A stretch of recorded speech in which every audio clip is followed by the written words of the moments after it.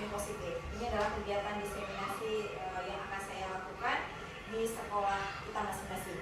Nah, kegiatan budaya positif ini adalah sangat berpengaruh ya terhadap lingkungan sekolah. Karena kenapa? Karena dengan adanya budaya positif itu akan tercapainya keinginan kita untuk melahirkan siswa-siswa yang berprofil pelajar Pancasila. Nah, selanjutnya saya minta kesediaan dari yang terhormat. Lanjutnya terus ya. Nggak, itu potong terus. Nah, potong beda. Yang terhormat kepada Ibu perwakilan dari kepala sekolah, yaitu Ibu Nusia, Bapak Raji dan Ibu Nusia. Selanjutnya kepada teman-teman guru yang sudah meluangkan waktu hari ini. Mungkin sedikit kita dengarkan arahan dari Bapak Wakil Kepala Sekolah kita kepada Bapak. Silakan Bapak. Oke.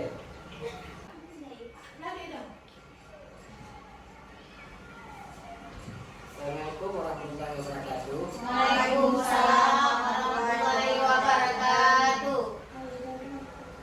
Terima kasih semuanya. Tidak ada lagi muka-muka, singkat saja. Ini guru kita di sekolah SD Negeri 2 Banda Aceh, yaitu Ibu Dewi Pringgana yang kelas berapa? Kelas 4, yaitu tentang program guru penggerak ya.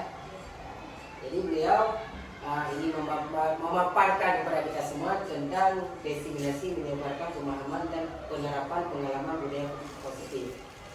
Jadi kesediaan Bapak Ibu untuk mendengarkan penjelasan tentang diseminasi tersebut oleh Ibu Dewi Priyatna. Cuma itu yang dapat saya sampaikan sebagai wakil kepala sekolah. Lebih banyak kurang saya mohon maaf, dan kepada Ibu silahkan dilanjutkan. Kami cuma mendengarkan dan Ibu buat dari sini. Terima kasih Bapak. Tangannya buat Bapak dulu. Baik Bapak, terima kasih atas dukungannya. Kita lanjut Ibu ya, yang mempersingkat waktu kita. Saya mau cek semangat Ibu dulu. Boleh kita tepuk semangat sekali Ibu? Boleh. Boleh. Oke, tepuk semangat. Mama. Semangat. Pasti bisa. Ya, kenapa saya mengatakan harus adanya tepuk semangat? Tadi sudah kita awali dengan doa pagi-pagi bersama anak-anak murid. Nah, hari ini kita harus penuh semangat Ibu ya, karena kita sama-sama belajar di sini. Nah, selamat datang Bapak dan Ibu guru hebat.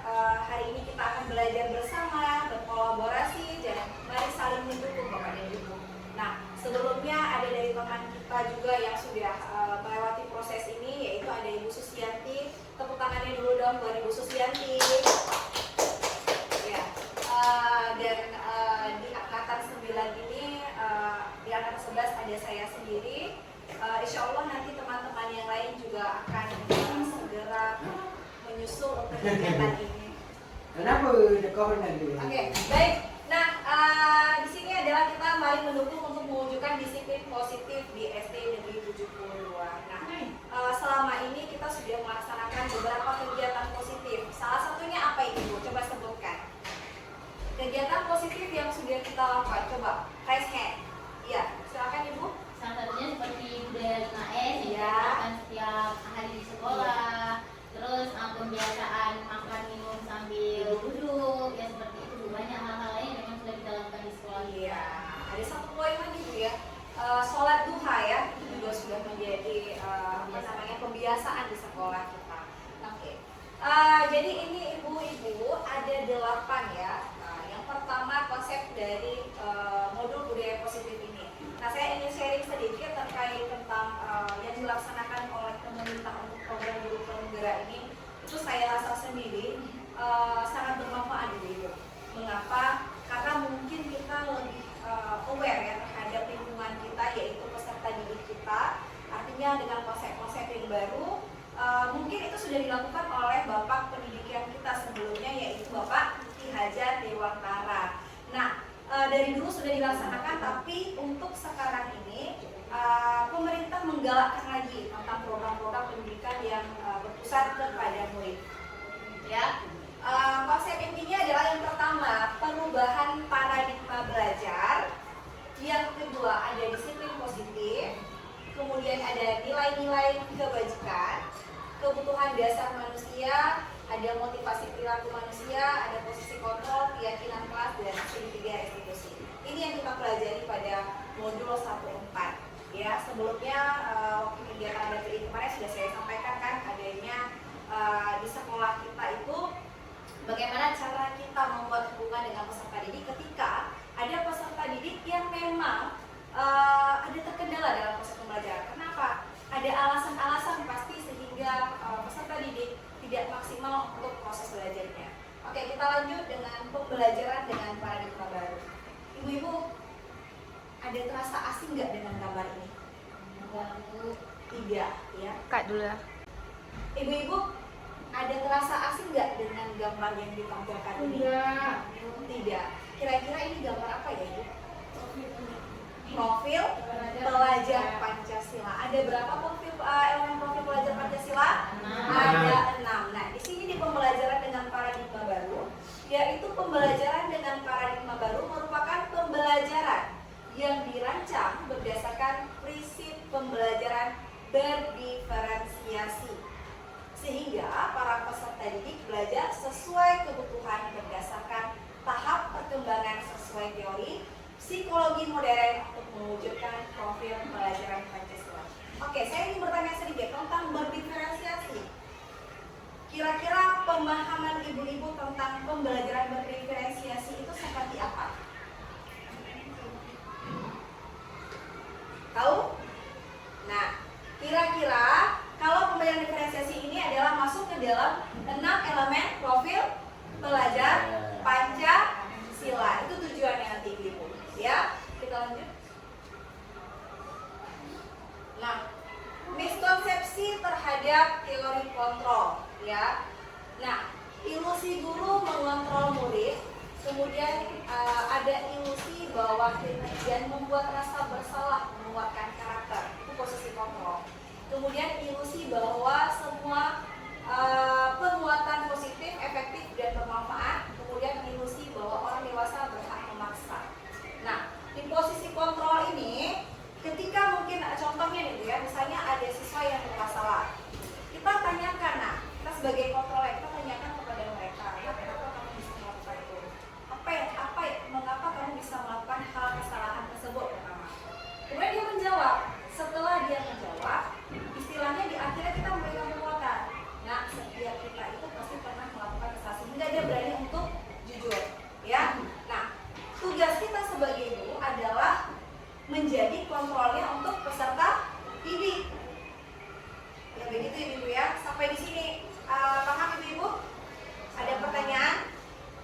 Ini ada. Oke, kita lanjut dulu ya. Nah, disiplin positif. Apa itu disiplin positif? Ada yang tahu disiplin positif? Tadi sekilas sudah saya sampaikan tentang disiplin positif. Bu Susi sudah menyebutkan yang sudah dilaksanakan di SDG 2 ada 5S. Ketika makan dan minum siswanya sambil duduk, guru juga begitu, ya kan? Nah, kira-kira apa makna dari disiplin positif itu? Disiplin itu apa? Stop dulu, Cak. Ya. Baik, silakan Ibu Diana. Terima kasih. Saya. Ya. Bu Dewi Priatna. Perkenalkan nama saya Muhammad Diana. Saya bertugas di SD Negeri 72. Saya hanya ingin menjawab sedikit tentang disiplin positif ya. Arti disiplin. Kalau menurut saya sikap dan perasaan taat dan patuh terhadap nilai-nilai dan percaya merupakan tanggung jawab. Itulah yang dimaksudkan dengan disiplin. Iya, tepuk tangannya dulu buat Ibu ya. Berarti sikap, ya. Perasaan taat dan patuh. Iya, perasaan, ya, sikap dan perasaan taat dan patuh terhadap sesuatu yang diberikan. Itulah poinnya kan. Yang kedua, Bu Nisa, silakan. Baik, saya akan menjawab. Sebutkan namanya. Nama saya Kanisa, saya wisatawan. Saya akan menjawab pertanyaan itu tadi tentang disiplin. Dan menurut pengertian saya, disiplin adalah kemampuan seseorang untuk dapat menerapkan suatu peraturan. Dan disiplin itu maksudnya kita bisa melakukan pekerjaan dengan baik. Dan itu pun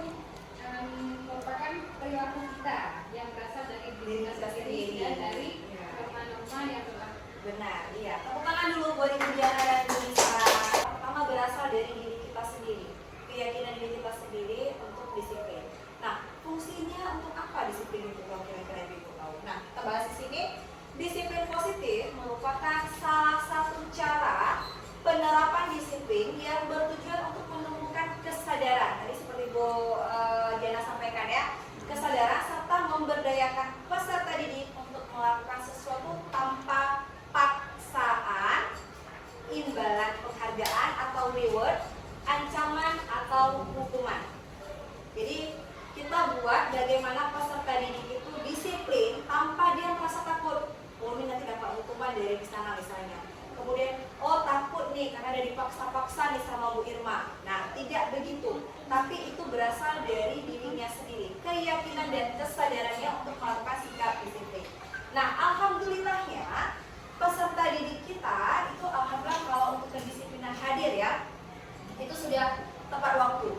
Ya, paling ada berapa orang, 2 atau 5 orang yang mungkin jam 7.35 atau 7.40. Yang lainnya alhamdulillah sudah masuk dalam kategori disiplin ya.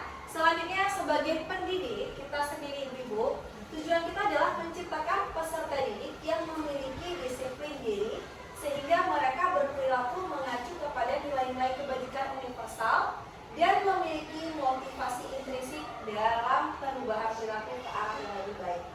Contoh, anak kelas 1, tahu nggak dia tiba-tiba kesadaran dari diri sendiri tidak makan dan minum sambil duduk? Bisa nggak kalau pertama masuk sekolah langsung dia paham? Tidak, ibu-ibu. Dia melihat contohnya dulu, kita sampaikan dulu nih. Guru itu menyampaikan secara berulang-ulang kali. Itu tugas kita memang.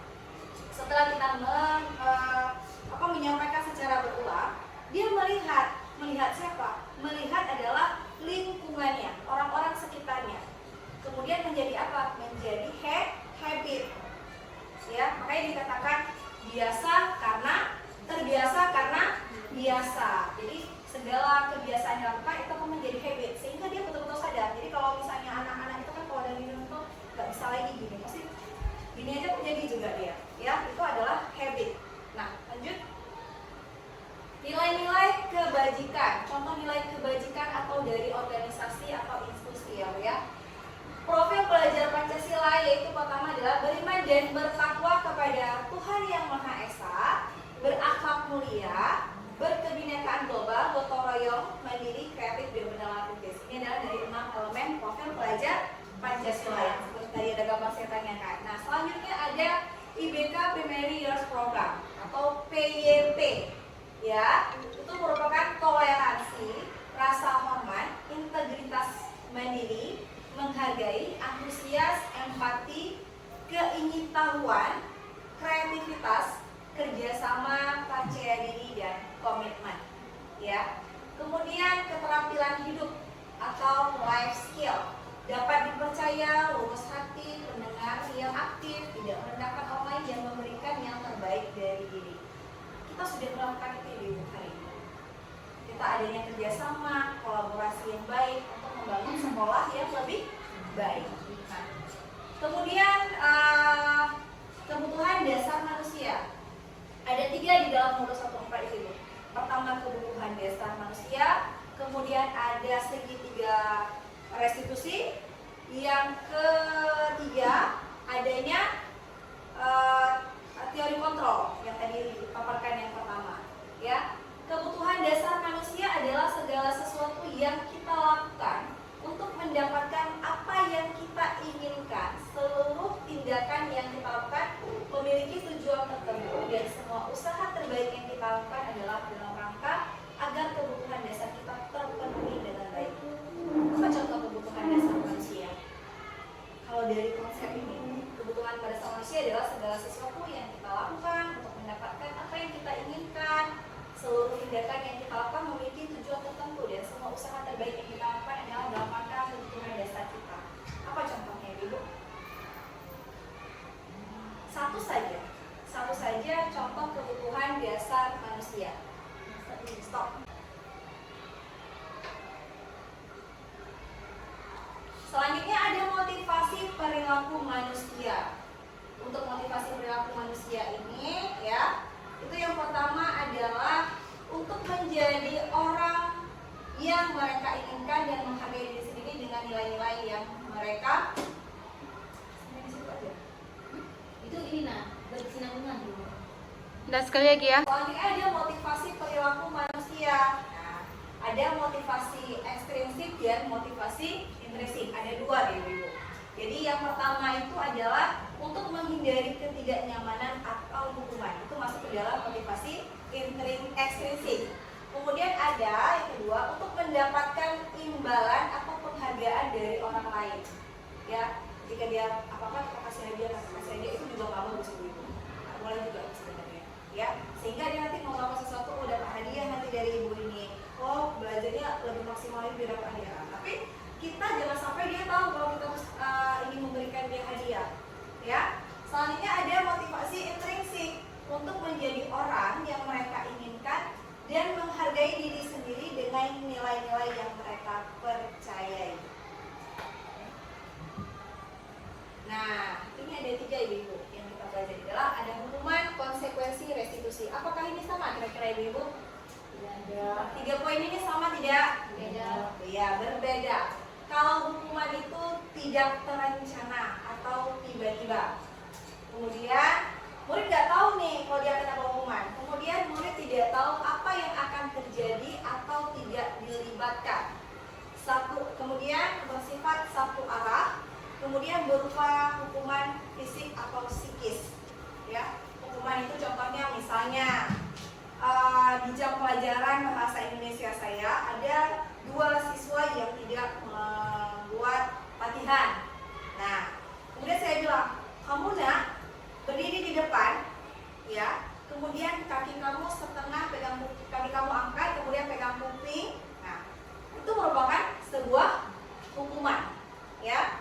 Nah, kemudian jadi anak-anak nggak tahu dia tiba-tiba secara tiba-tiba dan itu hanya satu arah.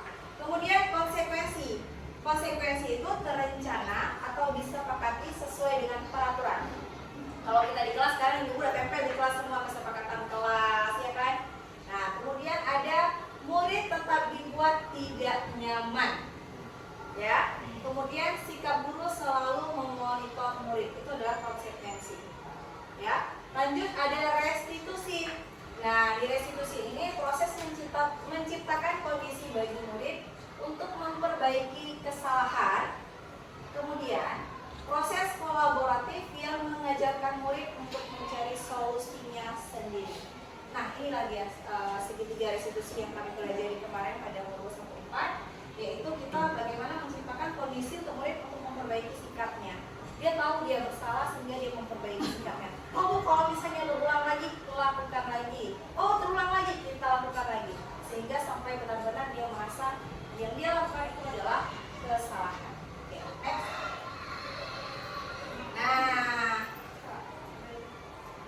Nah, ini merupakan beberapa tindakan guru. Kemudian ada hukuman atau konsekuensi yang tadi ya. Tadi 3 Bu ya, hukuman, konsekuensi, sama restitusi. Nah, sekarang kita melihat itu hukuman atau konsekuensi. Coba Ibu Nursiah baca yang pertama Bu Nursiah. Mencatat 100 kali di dalam buku kalimat. Iya. Dengan Saya kalimat. tidak akan terlambat lagi karena terlambat ke sekolah. Nah, itu hukuman atau konsekuensi? Hukuman di sini ya. Kenapa? Karena kita menyuruh peserta didik mencatat bahwasanya di buku sebanyak 100 kali di dalam buku ya. Zaman-zaman kita dulu ada itu Bu ya. Saya janji tidak akan datang lagi ke sekolah sampai dengan 100. Itu adalah hukuman. Untuk nomor 2, silakan Ibu Diana. Lari mengelilingi lapangan basket 2 kali karena terlambat hadir di sekolah. Oke, itu merupakan apa Ibu Diana? Hukuman. Hukuman. Kenapa? Kita menyuruh anak-anak untuk lari lapangan 2 kali. Biar cepat ya, langsung ya. Nomor 3, silakan Ibu Susi. Murid diminta untuk push up 5 kali karena tidak menggunakan masker ke sekolah. Nah, itu apa Ibu Susi? Itu menurut saya hukuman. Kenapa? Karena ketika anak tidak memakai masker, nggak ada hubungannya. Kenapa dengan push up? Seharusnya kalau tidak memakai masker ada tindakan lain atau konsekuensi lain yang kita lakukan. Iya, oke, baik. Selanjutnya, nomor 4, Ibu Irma. Menggantikan kertas tugas teman yang telah dicoret-coret. Iya. Itu menurut saya konsekuensi. Konsekuensi. Kenapa konsekuensi? Karena dia Karena mengganggu kawan. mengganggu teman, dia Iya, mencoret-coret temannya. Dia harus menggantikan dengan kertas yang Kertas yang baru. baru. Oke, lanjut lagi, Ibu Mary. Membersihkan tumpahan air di meja tulis karena kesenggol pada saat belajar. Oke, jadi itu kira-kira harus dari kesadaran sendiri apa harus kita sampaikan juga kepada anak-anak biasanya Ibu? Kesadaran sendiri, tapi kita juga perlu mengingatkan kepada anak-anak ya. Nah itu merupakan konsekuensi. Selanjutnya Ibu Nisa. Murid disuruh untuk menggunakan sepatu seharian di sekolah karena tidak menggunakan sepatu hitam. Oke, Itu hukuman. iya, murid disuruh untuk mengenakan sepatu seharian di sekolah karena tidak mengenakan sepatu hitam. Ya, itu merupakan hukuman. Oke, yang terakhir boleh Ibu Nia? Iya. Lari mengelilingi lapangan basket 2 kali karena terlambat 10 menit untuk pelajaran pejok. Itu Oke. adalah konsekuensi. Konsekuensi. Kenapa tadi ini hukuman? Kenapa ini sekarang jadi konsekuensi? Apa bedanya? Pelajaran Benar, karena ini merupakan pelajaran Pelajaran olahraga. olahraga. Jadi pemanasan juga lari ya tadi. Iya. Ya, oke, tepuk tangan dulu buat kita semua di sini. You are awesome. Oke, lanjut. Stop dulu, lanjut udah. Baik, berarti tadi kita sudah bisa ya melihat perbedaan antara konsekuensi dan hukuman ya. Nah, mungkin kita perlu sharing-sharing sedikit nih. Kebetulan kita ada salah satu guru yang luar biasa sudah senior ya. Jadi mungkin bisa berbagi pengalaman Ibu. Jadi pengalaman setelah Ibu mempelajari kegiatan ini dengan program-program yang dilakukan oleh pemerintah. Nah, bisa kesediaannya sebentar Ibu ke depan? Iya. Ketika Ibu melaksanakan proses PBM saat mengalami ada hal mungkin siswa yang terlambat, nah itu biasanya bagaimana Ibu? Terima kasih atas waktunya. Baik Bapak dan Ibu, untuk Ibu-Ibu semuanya. Alhamdulillah dengan ada program ini kita sudah tahu membedakan mana hukuman dan mana konsekuensi. Kalau dulu, kalau cuma anak yang terlambat langsung kita kasih hukuman, ayo nak sekarang kamu bersihkan kamar mandi, kemudian kamu ngepel lantai, kemudian kamu Sapu sampah. Iya. post up dan sebagainya. Iya. Tapi dengan adanya kegiatan CGP ini program penggerak, sehingga kita tahu yang mana hukuman dan yang mana konsekuensi yang harus kita terapkan kepada anak-anak yang terlambat dan yang tidak melakukan hal-hal yang lain dengan Iya, oke. dengan membuat kesepakatan. Iya, baik. Terima kasih Bu. Tepuk tangan ya. Jadi itu tadi Bu ya, yang seperti disampaikan sama Bu. Mungkin kalau yang dulu itu kita nggak bisa salahin juga ya, karena kan memang zamannya mungkin seperti itu ya, ilmunya masih seperti itu. Jadi bukan nggak bagus, bagus. Nah, tapi kan seiring berjalannya waktu kita perkembangan zaman kita kan semakin lebih lebih belajar gitu ya Bu ya. Nah, 2 poin tadi yang berbeda antara pada sama-sama lari putar lapangan ya. Kalau misalnya yang pertama itu mengelilingi lapangan basket 2 kali karena terlambat hadir ke sekolah, itu memang sebenarnya hukuman Ibu. Karena kenapa? Kayak seperti Bu Nur sampaikan tadi, kalau dulu itu kan bersihkan kelas, lari, buat kata-kata, ngambil sampah. Nah itu adalah hukuman. Kenapa? Karena nggak berkesinambungan. Ya, kenapa nggak kalau misalnya dia terlambat gitu? Kita bilang aja, nak, kamu kenapa terlambat seperti yang disampaikan tadi ya, kita tanyakan dulu, kemudian kita kasih kira-kira apa yang bisa bikin dia itu merasa bahwasanya saya ini melakukan sebuah hal yang menjadi disiplin, nah gitu ya. Nah kemudian ada satu lagi, dia juga lari di lapangan basket 2 kali karena terlambat 10 menit untuk pelajaran PJOK. Itu berkesinambungan. Kenapa? Pelajaran PJOK yang seperti disampaikan oleh Bu Diana tadi, karena itu adalah pelajaran olahraga, jadi kita anggap itu pemanasan, jadi masih berkesinambungan. Sampai di sini sudah dipahami Ibu tentang hukuman dan konsekuensi. Sudah Bu. Sudah, baik, kita lanjut ya. Makanya yang punya anak Nah. bagus hukumannya, sukses dia. Iya. Gimana? Oke, selanjutnya ada 5 posisi kontrol guru. Ya. Yang pertama, penghukum. Ya. Penghukum. Kita hukum anak-anak. Gaya hukum itu udah kelihatan ya, kira-kira mau kita hukum ini bagaimana. Nah, kemudian pembuat merasa bersalah. Kemudian teman, pemantau, dan manajer.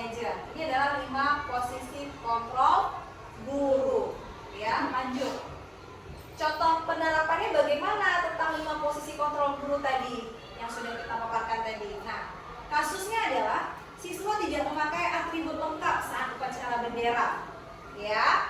Kemudian hormat pada bendera selama 1 jam. Oke, berarti setelah kita pelajari hari ini apa saja Ibu?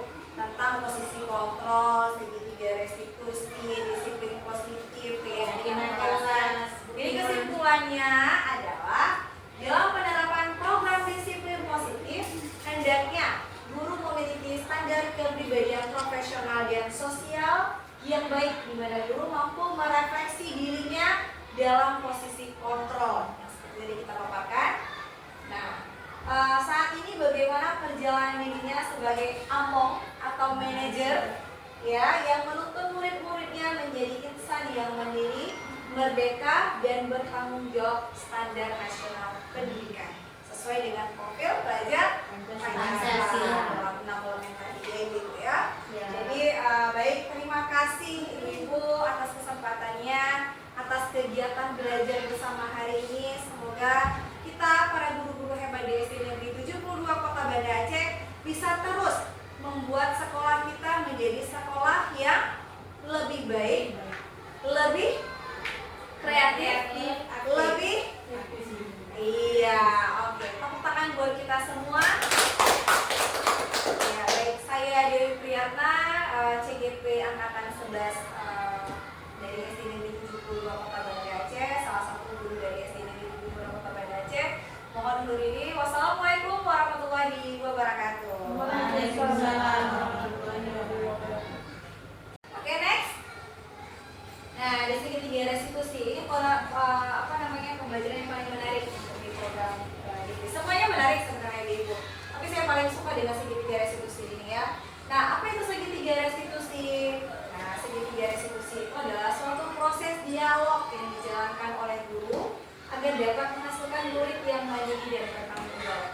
Jadi adanya komunikasi antara guru dan peserta didik sehingga kita bisa menghasilkan murid yang mandiri dan bertanggung jawab. Itu dia bentuk segitiga restitusi.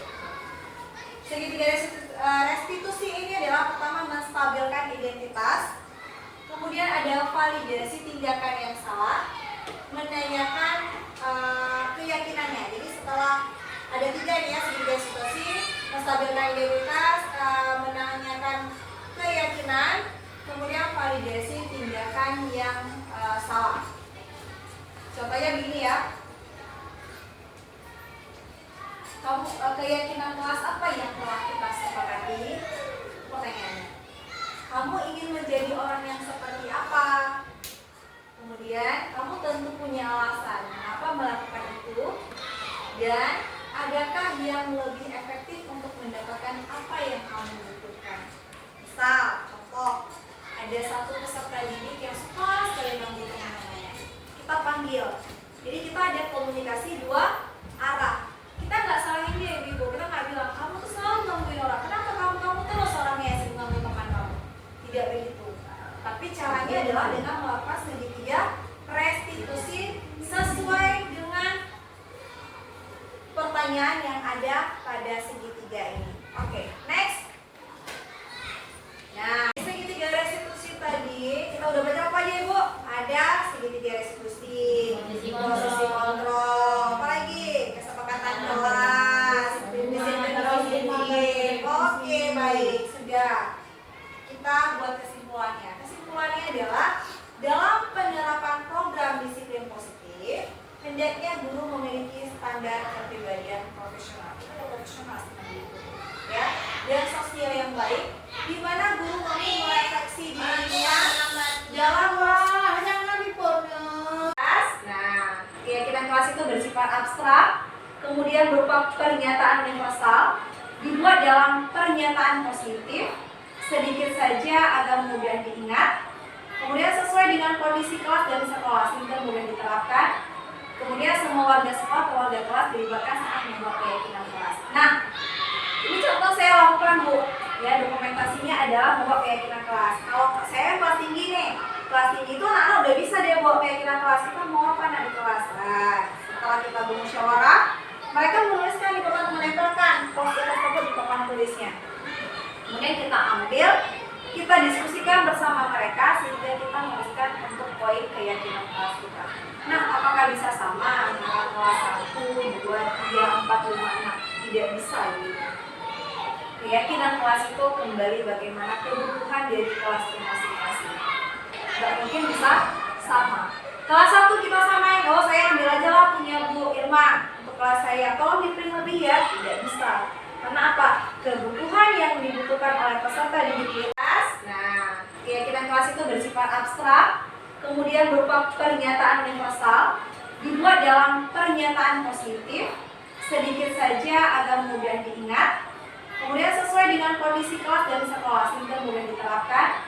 Kemudian semua warga sekolah atau warga kelas dilibatkan saat membuat keyakinan kelas. Nah, ini contoh saya lakukan Bu.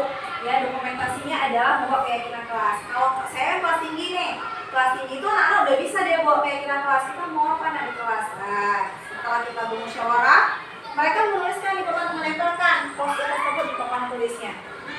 Kemudian kita ambil, kita diskusikan bersama mereka sehingga kita menuliskan untuk poin keyakinan kelas kita.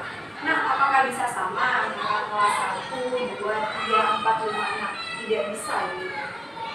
Keyakinan kelas itu kembali bagaimana kebutuhan dari kelas masing-masing. Nggak mungkin bisa sama.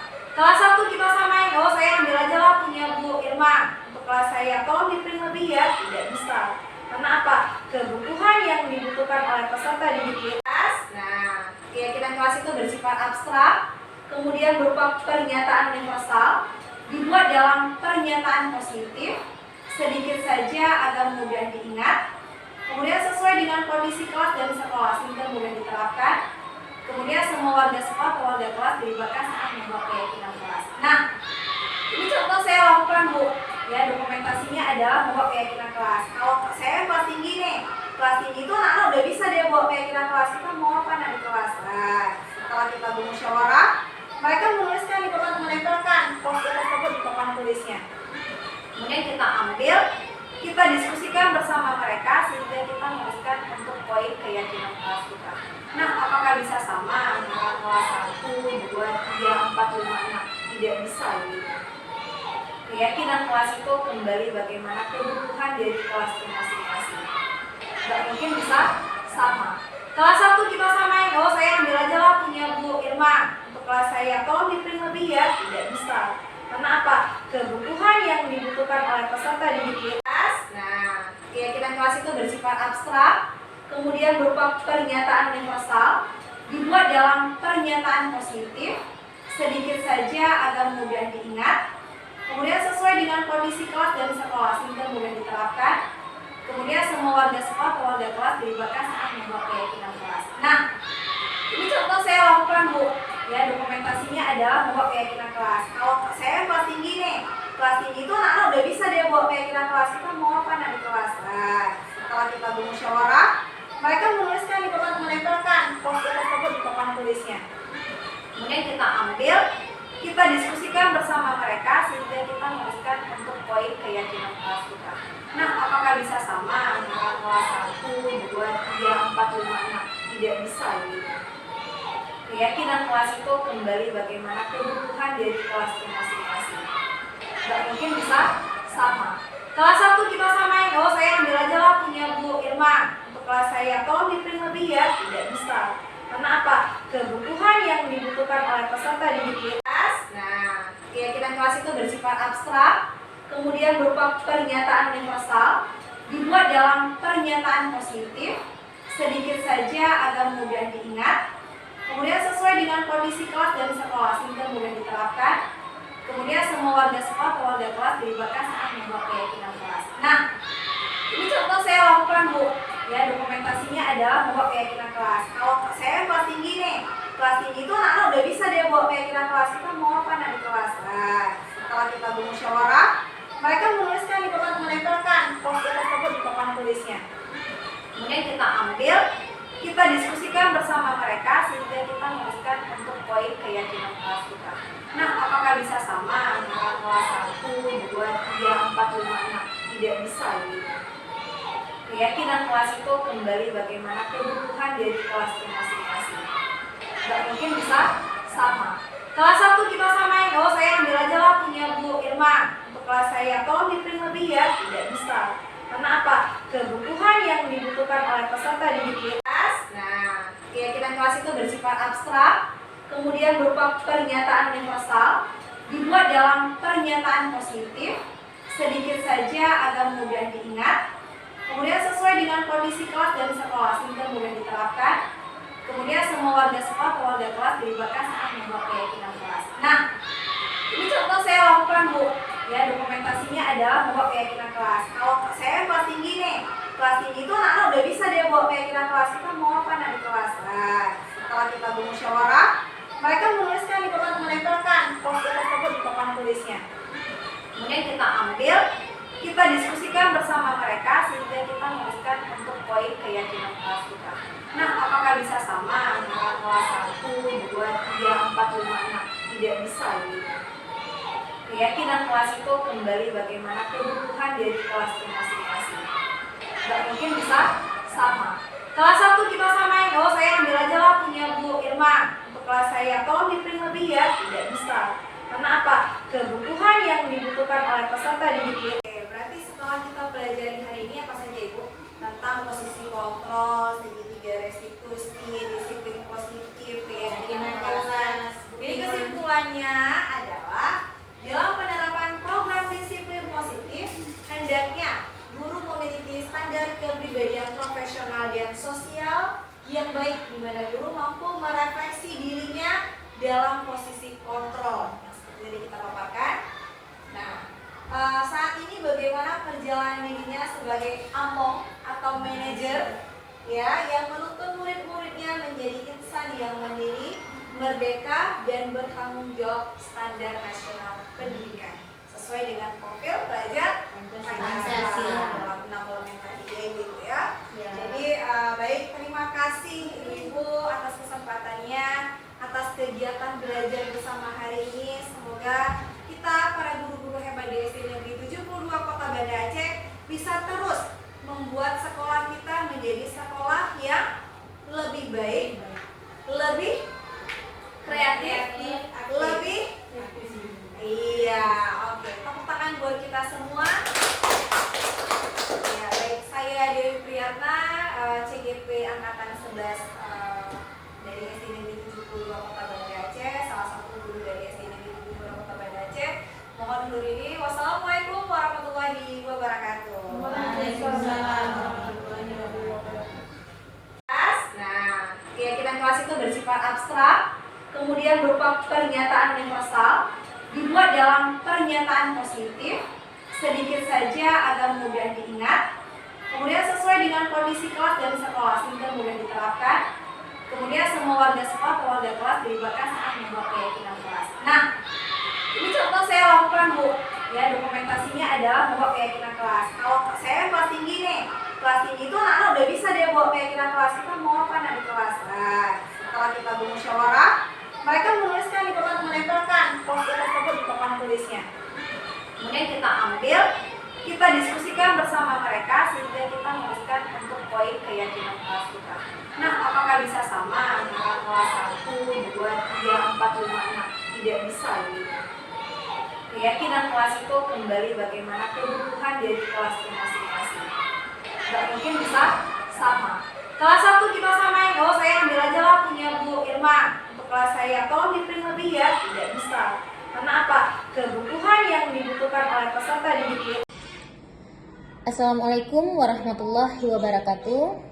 Perkenalkan, nama saya Susianti. Saya merupakan salah satu guru SD Negeri 72 Kota Banda Aceh yang juga merupakan rekan dari Ibu Dewi Priyatna. Alhamdulillah, saya juga salah satu lulusan program guru penggerak Angkatan 8 Kota Banda Aceh. Pada kesempatan hari ini, saya ingin berbagi testimoni mengenai budaya positif yang telah disampaikan oleh Ibu Dewi Priyatna pada hari ini. Alhamdulillah, Ibu Dewi Priyatna telah melakukan sebuah rancangan sebelum memberikan pemaparan tentang budaya positif, yaitu bagaimana cara penerapan budaya positif di lingkungan SD Negeri 72 Kota Banda Aceh. Adapun yang secara umum telah beliau dan kami lakukan di sekolah, yaitu pembiasaan-pembiasaan baik yang merupakan suatu wujud dari budaya positif, salah satunya seperti pembiasaan 5S. dimana yang setiap harinya pada kegiatan sekolah sebelum aktivitas sekolah dimulai, kami selalu membiasakan anak-anak dengan 5S yang diawali dari pintu masuk sekolah. Dan selain itu juga ada program pembiasaan sholat duha, wirid yasin, sholat zuhur berjamaah, dan pembiasaan literasi, pembiasaan budaya antri, dan sebagainya. Alhamdulillah, penerapan budaya positif yang sering kami lakukan mendapatkan dampak positif yang memang terdapat pengakuan dari orang tua peserta didik. Mereka mengakui bahwa banyak sekali anak-anak mereka yang atas dasarnya dari SD ini mendapatkan perubahan yang luar biasa, terutama dalam sikap dan karakter mereka. Baik, pada kesempatan hari ini saya juga berterima kasih kepada Ibu Dewi Priyatna yang telah memberikan diseminasi mengenai budaya positif, yang dimana penerapannya melalui keyakinan kelas yang telah kami bahas bersama. Yang insya Allah kedepannya kami akan melakukan semua sebelum pembelajaran dimulai itu akan melakukan bagaimana kesepakatan kelas sehingga menjadikan peserta didik menyenangkan dalam pembelajaran sehingga mendapatkan hasil yang memuaskan.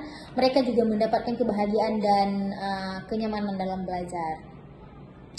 Adapun harapan saya sebagai guru SD Negeri 72 Kota Banda Aceh, Ibu Dewi Priyatna terus memberikan dampak-dampak positif yang sehingga menjadi teladan untuk murid-murid yang ada di SD ini, dan kami sebagai guru juga akan terus berinovasi sehingga kami bisa menciptakan lingkungan positif demi keberhasilan peserta didik yang ada di SD Negeri 72 Kota Banda Aceh.